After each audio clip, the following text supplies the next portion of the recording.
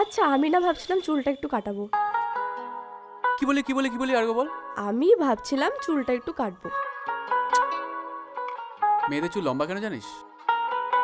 কারণ ভগবান যেটা দিয়ে সৃষ্টি করেছে না, সেটার কোনো না কোনো একটা উদ্দেশ্য ঠিকই আছে। আর এই চুল দিয়ে মেয়েরা অনেক সময় নিজের ইজ্জত রক্ষা করে। এটা তো গেল কাজের কথা। আর তাছাড়া লম্বা চুলে না সুন্দরও লাগে তোকে। আচ্ছা বাবা, হয়েছে, আর জ্ঞান দিতে হবে না। আমি চুল কাটবো না, কিন্তু কাল আমি শাড়ি পরবো আর ওটা আমি পেট বের করে পরবো। আমি উঠলাম। আমি কিন্তু এখানে বসেই থাকবো, কোনো সমস্যা?